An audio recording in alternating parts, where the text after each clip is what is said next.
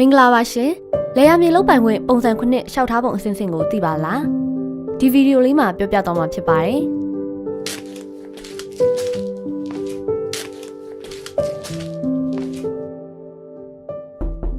ကျမတို့လေယာမြေလောက်ပိုင်ခွင့်ရှောက်ထားခြင်းလို့ပါ ထိုင်ကြပါဗျလေယာမြေလောက်ပိုင်ခွင့်ရှောက်လာပုံစံတစ်ကိုဖြည့်ပြီးရှောက်ထားရမှာပါ အဲ့ဒါဘယ်လောက်ပေးရမှာလဲရှင် မပေးရပါဘူးအခမဲ့ပါဗျ ။လူတိုင်းရှောက်ထားလို့ရလားရှင်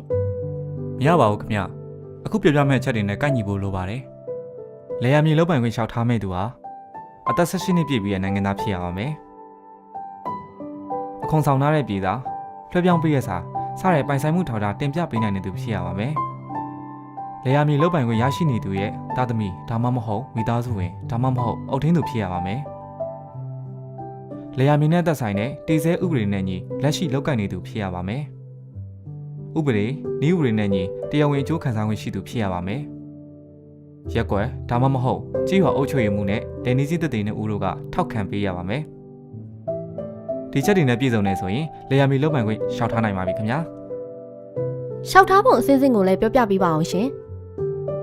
ပုံစံတစ်လျှောက်လာကိုပြည့်စုံတာဖြစ်ပြီးရက်ကွက်ကြီးရွာလေယာမြေစီမံခန့်ခွဲရေးအဖွဲ့ရဲ့စစ်စစ်ထောက်ခံချက်နဲ့ရပ်ပေါင်း30အတွင်းမြို့နယ်လေယာမြေစီမံခန့်ခွဲရေးနဲ့စည်ရင်အင်းဦးစီးဌာနကိုပေးပို့ရပါမယ်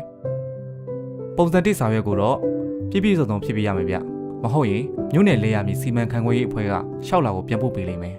ဒီလျှောက်ထားမှုကိုရပ်ပေါင်း30အတွင်းကန့်ကွက်နိုင်ကြောင်းမြို့နယ်လေယာမြေစီမံခန့်ခွဲရေးရုံးနဲ့ရက်ကွက်ကြီးရွာလေယာမြေစီမံခန့်ခွဲရေးအဖွဲ့တွေမှာကြော်ညာစာကပ်ပေးပါလိမ့်မယ်ဗျကန့်ကွက်စာလက်ခံရရှိရဆိုရင်ရက်ကွက်ကြီးရွာလေယာမြေစီမံခန့်ခွဲရေးအဖွဲ့ကနေကန့်ကွက်ချက်ကိုစုံစမ်းစစ်ဆေးသွားမှာဖြစ်ပြီးအချိန်ကျပ်ညာသွားနိုင်ပါတယ်ဗျကန့်ကွက်ချက်မရှိဘူးဆိုရင်တော့မြို့နယ်လေယာမြေစီမံခန့်ခွဲရေးရုံးကခရိုင်လေယာမြေစီမံခန့်ခွဲရေးရုံးစီကိုသဘောထားမှတ်ချက်နဲ့တော့တင်ပြသွားမှာဖြစ်ပါတယ်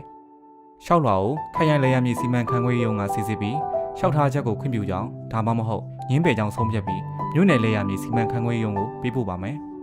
မြို့နယ်လေယာမြေစီမံခန့်ခွဲရေးရုံးကနေရက်ကွက်ကြေးရွာလေယာမြေစီမံခန့်ခွဲရေးအဖွဲ့ကိုအကြောင်းကြားပါမယ်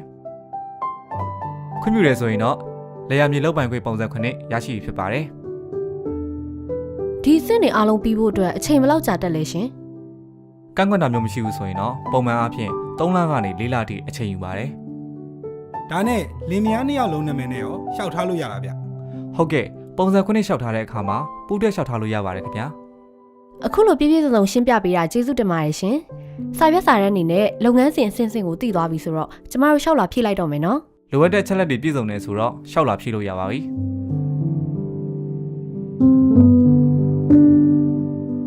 ဒီဗီဒီယိုလေးကြည့်ပြီးမိမိလေယာမြေလောက်ပိုင်ခွင့်အတွက်တရားဝင်စာရွက်စာတမ်းတွေရှောက်ထားဖို့စိတ်ဝင်စားပါသလားရှင်ဗီဒီယိုလေးကိုသဘောကျရဆိုရင် like နှိပ်ခဲ့ပေးပါနော်အကြံပြုချင်တာမေးမြန်းချင်တာရှိရင်လည်း comment မှာရေးခဲ့ပေးလို့ရပါတယ်ဒီအကြောင်းကိုတခြားသူတွေပါသိနိုင်ဖို့အတွက်ဗီဒီယိုလေးကို share နိုင်ပါတယ်ရှင်